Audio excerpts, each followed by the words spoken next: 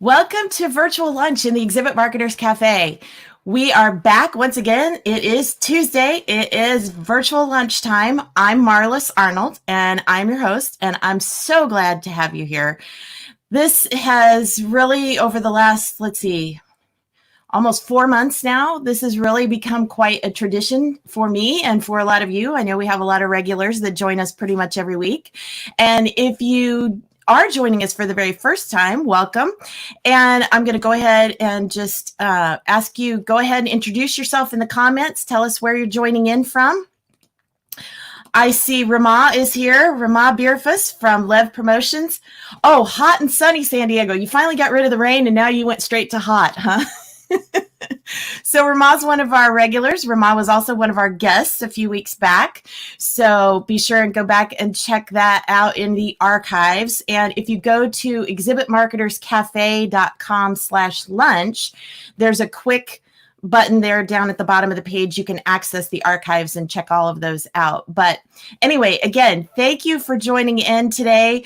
We're going to have a really interesting conversation. We've got a special guest here who I'm going to introduce in a few minutes. But as always, I want to give you just a few links and interesting things that, I spend all week. I'm online all the time, and I'm always curating ideas and clever things and staying up on industry news. So you don't have to. You don't have to spend all week doing that. But a couple of things I wanted to share. Masks have become quite the controversy, as you've heard in the news. But this is an interesting take on a mask. Oh, by the way, my husband, Alan, is behind the scenes, as always. He's like our barista behind the bar, only instead of serving up drinks, he serves up links. So he's going to share the link for this. But in Japan, they have come up with a smart mask translator. Now, this is a device that you put on over your mask, and it actually could translate into, I think it's 8. Yes, 8 different languages. So, quite interesting. It's very Star Trek-ish. I'm a big Star Trek fan. So, I think it's pretty cool. But anyway, so there's the link for that. It's in the note in the comments in Facebook, and then later I'll go put it on over on YouTube. The way this works, we're simulcasting in both Facebook and YouTube. So the comments only appear in whichever one where they're posted. So anyway, so that's that one. The next one is, I see we've got Mel here from Classic. Oh, Mel, what? You're going to be mentioned here in just a minute. Matthew, hi, Matt Gonzalez from Champion Logistics out of Chicago. Welcome, Matt. Good to have you here. And Rama says, as someone who's multilingual, I could tell you I'm afraid of those AI translators. Accuracy isn't necessarily their forte. Yeah, well, time will tell if this is actually going to be a very worthwhile, but anyway, it's kind of interesting just to see what they're working on. So, like I said, it's a Japanese thing. I don't know how long it'll be before it makes it here, but Neil Schwan of B Matrix is here for the first time. Well, welcome. Glad to have you. And looking forward to a good conversation. Yes, I am too. This is going to be interesting stuff we're going to hear today. Chuck from Elite Expo checking in from St. Louis. Opposite side of the state from me. We're in Kansas City, so good to have a fellow Missourian here. All right, so next one we have is if you have kids or if you have people on your team who have kids, I found this article from Harvard Business Review about getting a board of directors for your family. So just like you have a board of directors for your company, having basically advisors. And so I thought it was a really interesting article about finding people from different walks of life that can help you, whether it be in education or, behavior, all those different kinds of things. So, lots of good ideas in there. And Al is another one of our regulars here from Genesis Exhibits in New York. So welcome, Al. The next one I think is really cool. It is Walmart, who is going to use some of their, and now I don't know how many of their stores, but they're going to use some of their stores' parking lots as drive-in movie theaters. So, and they're going to, of course, it's Walmart, right? So they have all kinds of food. So you can call in or, use your app and order concessions and they'll come deliver to your car. So it's really clever. But if you are with a venue or if you, have connections with somebody at a convention center or something, and it's one that has a big parking lot, I'm thinking, I believe they're charging $26 a car for this.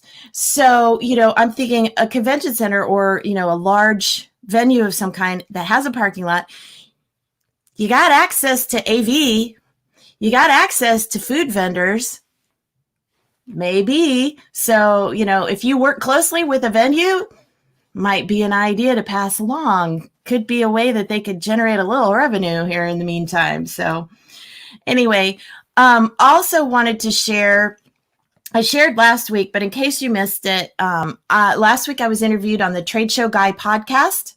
So we talked about the idea of what exhibitors will need to do to change. And we're going to talk a little bit more about how things are going to change here in just a few minutes with Jim Wurm. But, talking about adapting the exhibits, the design of the exhibit, the way your staff's going to need to behave, all those kinds of things. As we start to reopen, those are the kind of things that exhibitors need to be aware of. So if you haven't caught that yet. And then I said that I was going to mention Mel. Those of you who know Mel from Classic Exhibits know he has some very interesting points of view to share sometimes. And so his latest article is that trade shows have an image problem. And I thought this was some very on point ideas that he brought up, because we do tend to have a problem.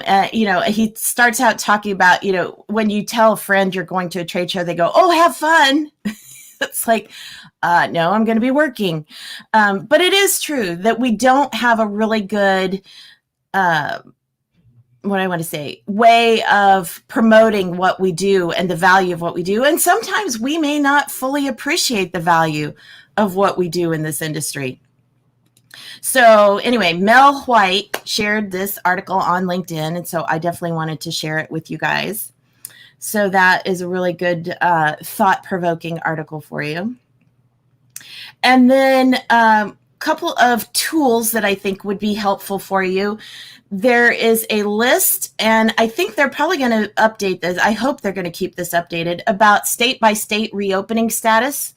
So pretty much now, most of them are either, a maximum of 10, which is not much of a gathering, or 50. A lot of them are 50. Some of them, it depends, for indoor gatherings. Some states, it kind of depends. They're kind of fluid, and it may depend on the location and everything. But this is an article that lists all 50 states and what their current status of reopening is. So it's a helpful tool. The next one is a crowd density calculator that Expo Group has put out. And it's, it's one of these where you plug in the numbers and then it auto calculates for you. And they also have an embed code. So if you want to put that up on your own website, you can do that too. So here is the link. This is probably one of our shortest links of the day.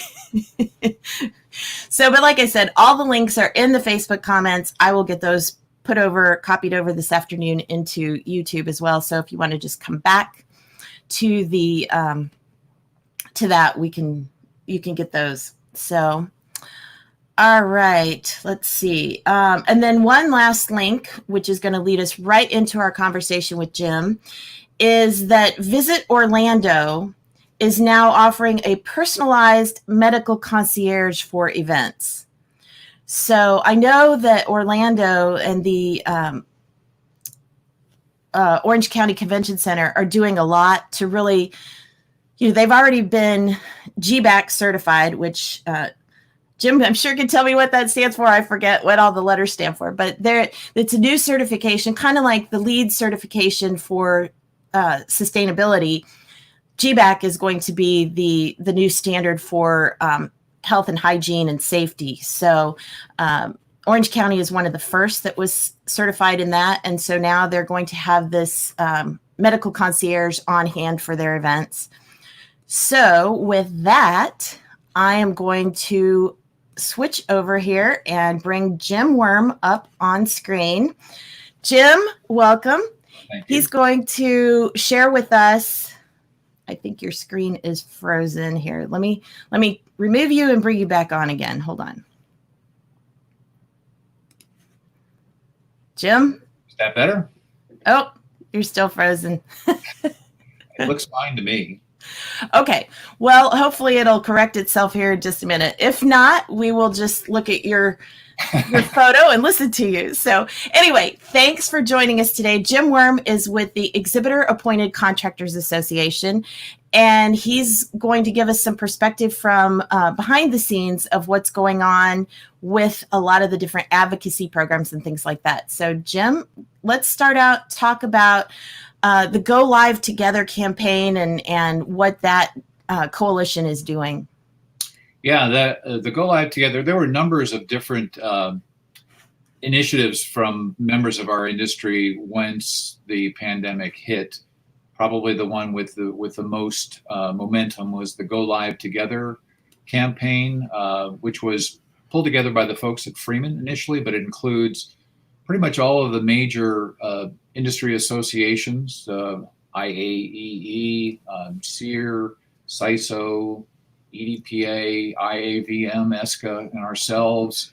We're all involved in basically outlining a couple of different things. First and foremost, what we worked on was a series of suggested protocols, safety guidelines for what it would take to reopen an event. A document was created that was distributed throughout the industry, and it's, I think, available on the IAEE website if you haven't already seen it. But it also involved a lobbying and a PR campaign for our industry. As you mentioned, our industry has not just an image problem, but it's also a pretty significant and large invisible industry, because some people don't really know who we are and what we do and what trade shows and conventions are all about, other than maybe CES or Comic-Con or South by Southwest. There's really not a wide public recognition and or understanding of our industry. So that obviously creates problems for us when it comes time to generate the kind of relief and stimulus that the industry needs, particularly for the companies that serve and support the industry, to be able to make it through this crisis, because obviously it's not just a health crisis, but an economic one as well. And many companies, once events canceled, were just at a standstill. And while the latest reports from the government in terms of our national unemployment rate, something around 11%, I would submit that probably in our industry it's north of 90%. Yeah. And that creates huge challenges for folks, particularly when, you know, there are states like Illinois where the governor there said that they're not going to have another convention or live event until there's a vaccine that's widely used and available. So that doesn't bode well for the folks in the city of Chicago. So what the Go Live Together folks did was to start a fundraising campaign. Wanted to raise a total of $500,000 at a minimum to pay for lobbying efforts in Washington, D.C., to inform our federal elected officials what's going on in our industry and what type of relief and help that we need, but also a PR campaign for connecting with folks in local communities and state government, so that those officials are also informed as to, you know, what our industry needs to survive this pandemic, and hopefully to get us through to better days when we can see events happening again. Well, and here's just a graphic. One of the things I know the Go Live Together group has done is put together a toolkit of all different kinds of information and infographics and stuff. And so this is just one example of showing the impact in all these different industries. Because that's one thing I think people forget, is that we are an umbrella industry that encompasses so many others. And so, it's definitely we're an industry that touches virtually every other industry and every part of the economy. And like you said, right now, with our entire industry shut down and essentially illegal, it's affecting everybody else. It's like a chain reaction. So I think it's really important, all of the legislative outreach that's being done by the Go Live Together group. What are some of the things? I know there's some tax credits and some different things that have been proposed. Can you kind of expand a little bit on some of those initiatives? Sure. Yeah. Well, initially, the organization that was carrying the water for our industry was the U.S. Travel Association, because they've had longstanding lobbyists working on their behalf. And so when the coronavirus task force was first in session, the U.S. Travel Association was involved in lobbying for relief for the hospitality industry at large. And principally that was the airlines and hotels. Mm-hmm.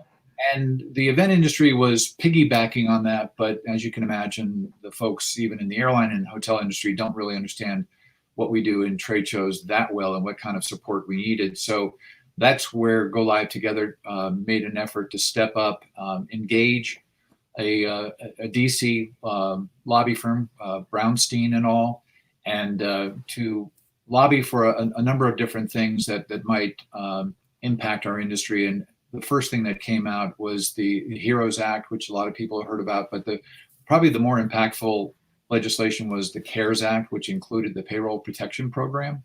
Mm-hmm. Payroll Protection Program was basically set up to allow employers, companies, to apply for loans so that they could continue to pay their employees during what was hoped at that time a pandemic that might run out or get better within a period of 2 to 3 months. So the initial program was put in place for 8 weeks, and you were allowed to take a look at what your company's payroll was for the last year or the first quarter, divide by either 12 months or 52 weeks, and then multiply that by 2.5, which was the 8 weeks. And that was the amount of loan that one could get. And as long as initially that those monies, 75% of those monies were paid out as payroll and payroll expenses, then the loan was to be forgivable. So it came through from the Small Business Administration. It was a government-supported program that you actually would reach out to your local banker, get the loan, but the bank knew that the payback was not going to come from the individual as long as the individual met the requirements of the loan, but it was going to come back from the government. That's since been extended to the end of the year, 24 weeks. And the amount that has to be spent on payroll is down to 60% versus 75%. The challenge for those companies that received the application loan was that they were initially just figuring on it being an 8-week program, and the monies that they calculated were going to carry them for 8 weeks. But so there's discussion now, can those same companies go back and reapply so that they can have monies that'll take them through the end of the year? And that's in consideration in Congress right now. I should mention too, though, that in addition to Go Live Together, there's another lobbying effort going on that a lot of people may not be aware of, and that's from the folks at T3 Expo. T3 is a general service contractor that operates nationally, but it's headquartered in New England. And their chief development officer is a guy by the name of Tim Heffernan. And Tim is a former DC lobbyist, and he has still many connections in DC. And they've actually been even more effective, in my view, at campaigning for contractors in the industry. Obviously, that makes up the large portion of our membership. And they actually were involved in crafting some of the initial language in that first CARES Act with the PPP section, and they're working diligently to lobby for folks in our industry to get another bite at the apple, so to speak, with an additional loan and other things that might help out. So that's pretty well what's going on with the PPP portion, but there's other lobbying efforts that are going on with different committees in both the House and the Senate. The Recovery Act is one that you mentioned. The Recovery Act would be the idea that, as you mentioned, about tax credits, because when the industry does start back up again, you've mentioned the impact that health and safety is going to have on the decision-making process for both the exhibitor and the attendee. And so the thought of the Recovery Act is if there are tax credits available to exhibitors for the monies that they spend going to events and the attendees as well, then that might help motivate folks to participate where it might be easy to say no, particularly if those monies are not able to be credited against your taxes. So the idea behind the Recovery Act is to incentivize and motivate folks to participate in events again through tax credits, and that those credits stay in place for as much as 4 years. Well, and I think, like you said, that's important too, because people or companies are going to have their budgets cut, their travel budgets cut. And so then to be able to have some of those travel tax credits is going to help kind of offset some of those other lack of funds, I guess you could say. We do have a question here. Is Go Live Together active in Canada as well? The Go Live Together effort is mostly focused on lobbying in Washington as well as PR there. I don't know if there are specific initiatives undertaken currently to promote events in Canada, but I participate in regular calls with that group. We have one coming up on Thursday morning. And so I'm happy to bring up that question and see if we can generate some momentum there as well.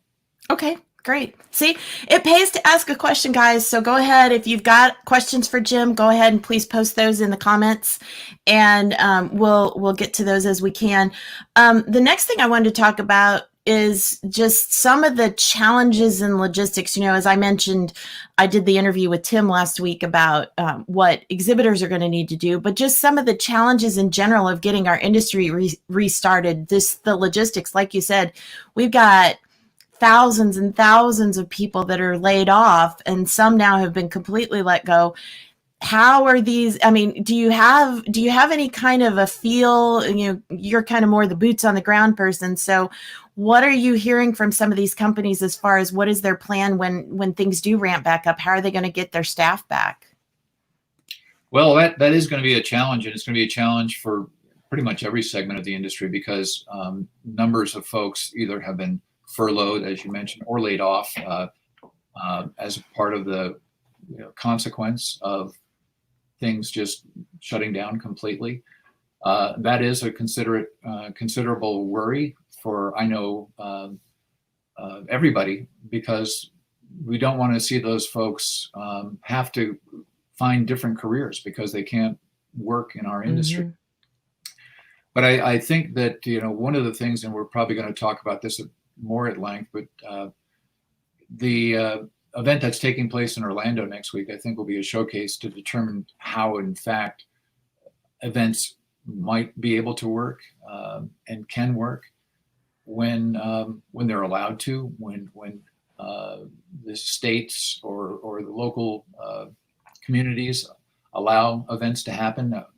Fortunately, Orlando is one of the centers that we have in our industry that's open to the idea of having an event, and that's why the Together Again Expo next Friday is taking place there.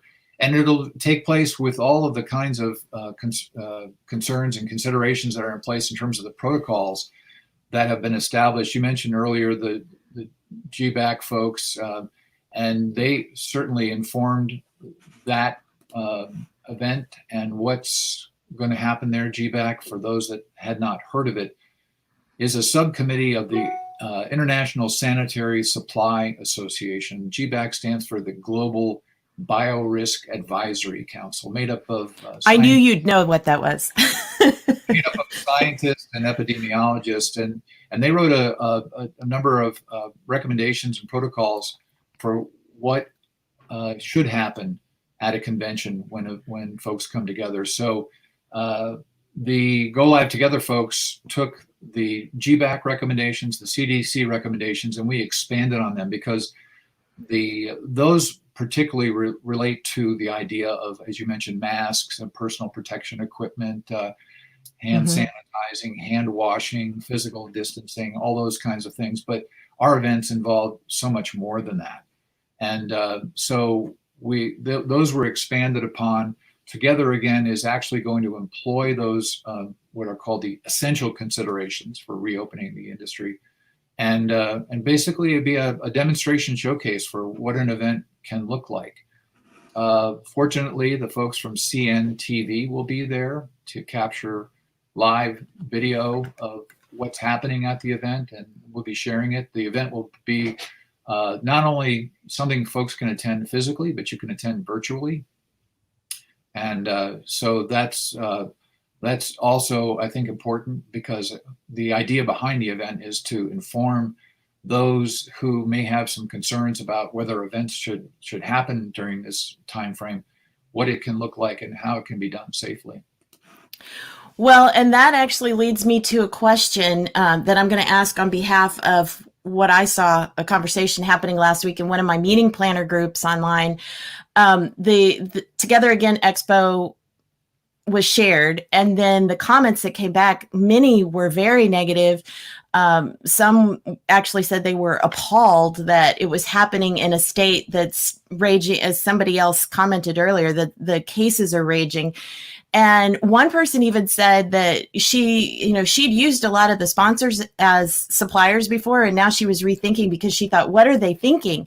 So how do you answer that? As far as I realize the spot was chosen weeks ago before things got out of control in Florida, but what is the response, I guess, to people who are saying that this is showing our industry to be irresponsible instead of showing that we're moving forward? Yeah, I think that any time that you try something brand new, it can create lots of concerns. As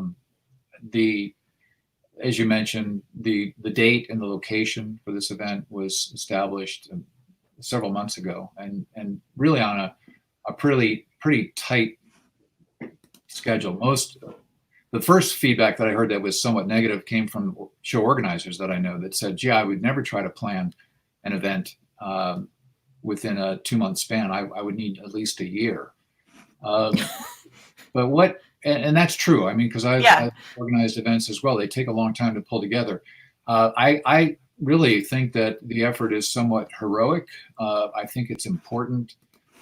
There is pretty wide support for the event and from leaders in our industry. So the executive director of IAEE will be there, as well as from EDPA and CISO and ESCA, and they're all going to come. Normally I would be there as well, but given the way that things have escalated in Florida, and the fact that my daughter's getting married 2 weeks after the event, I didn't want to be in quarantine and miss my daughter's wedding. So I'm participating virtually, but our organization will have a presence there, and we'll have folks sharing what we plan to do as a result of what will change, I think, for some time forward with the health and safety screening that will take place. Mm-hmm. But events are way different than, let's say, a mass gathering like a rock concert or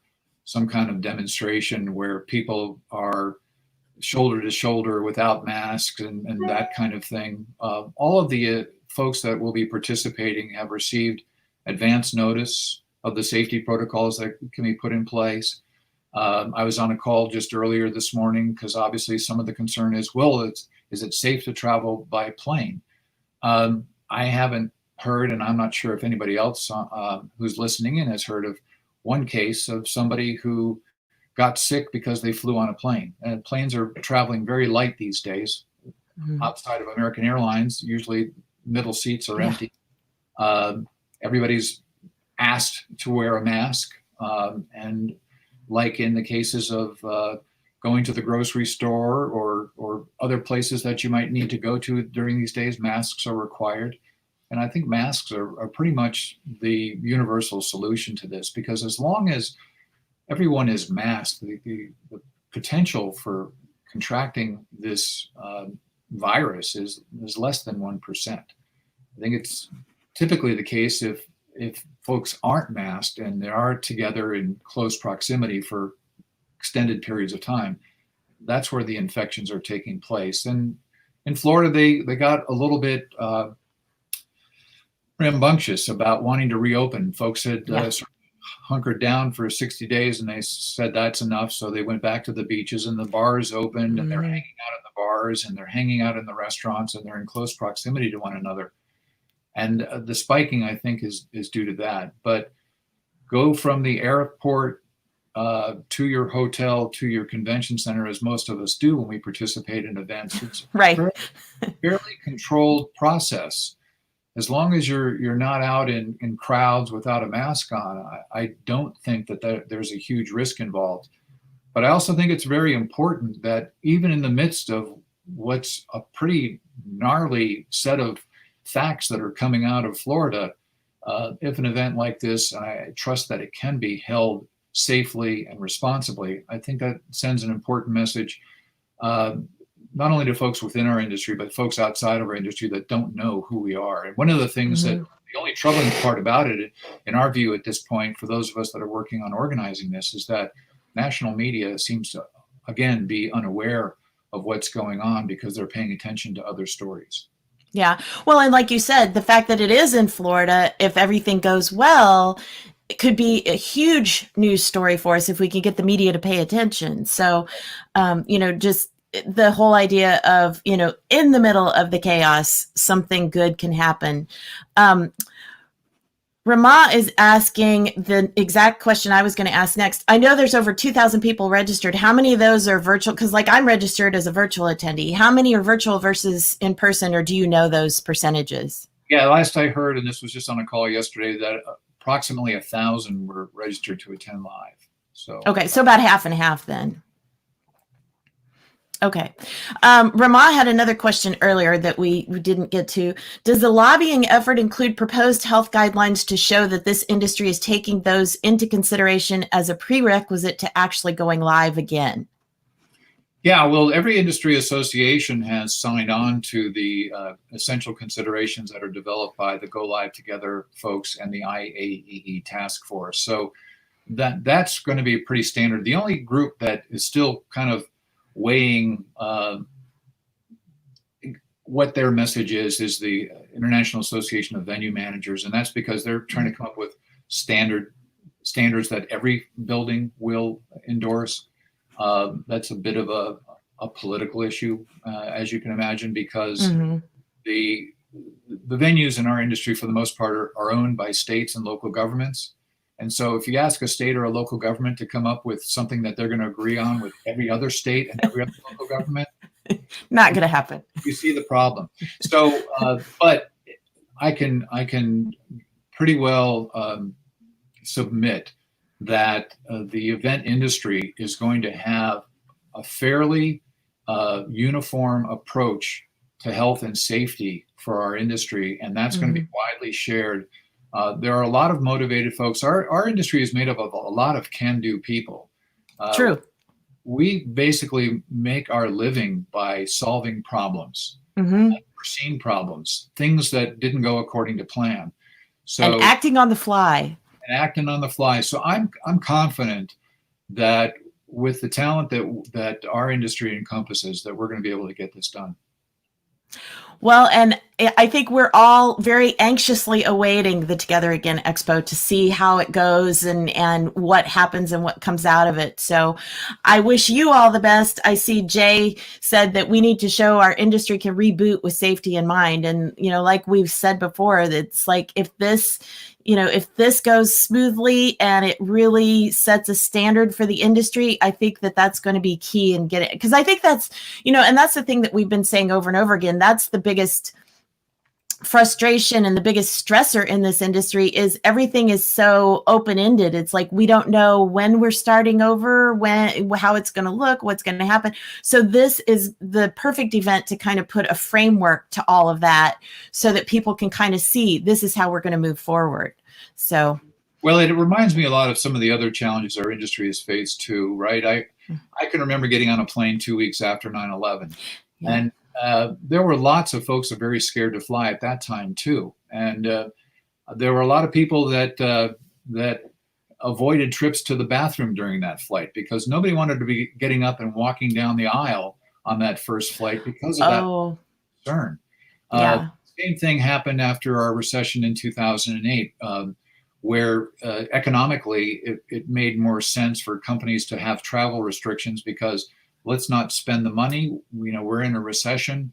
And so that damped down what could happen in that world. But if we get folks signing on to the safety protocols and abiding by them, and I don't have any concerns at all that our industry won't step up and do the right thing. I think from the very top of the ladder with the organizers and the venues right down to the worker on the show floor, everybody's going to want to make this work.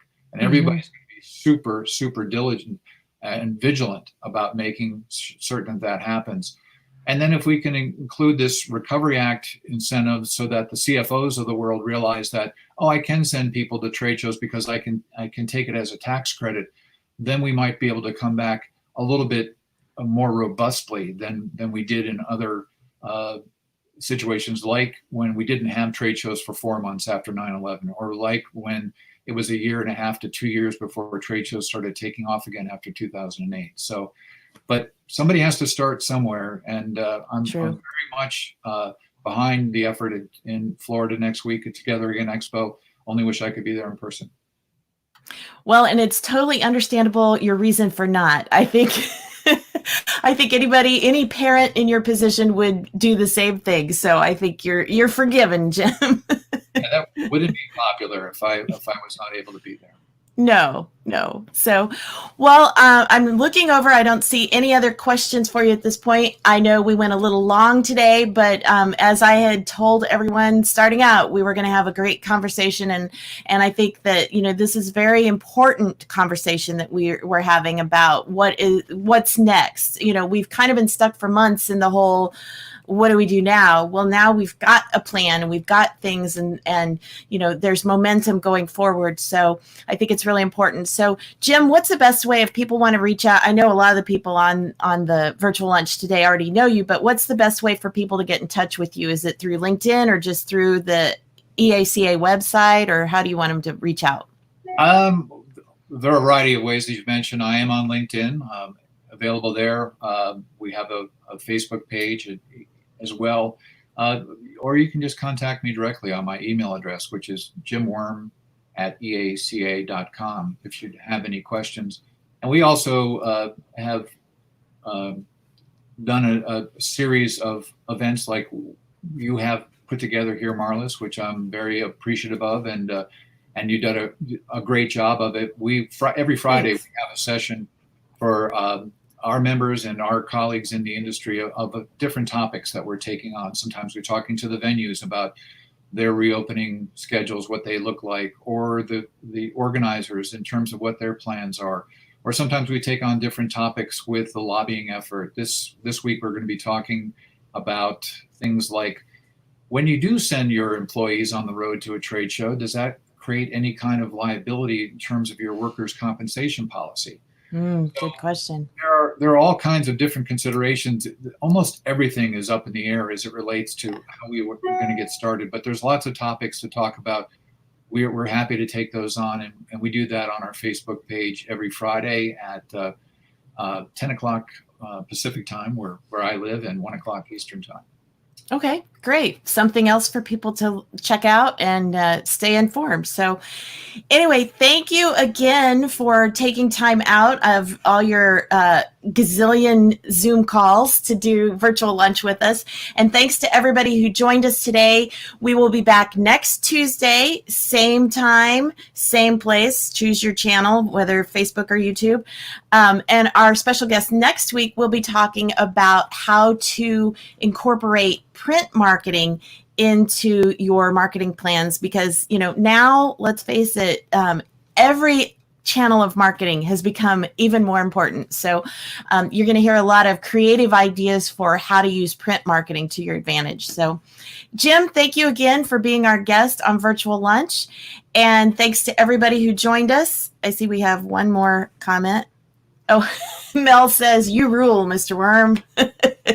So on that note, I think we will wrap up, and we will see everybody next week on Virtual Lunch. Thanks.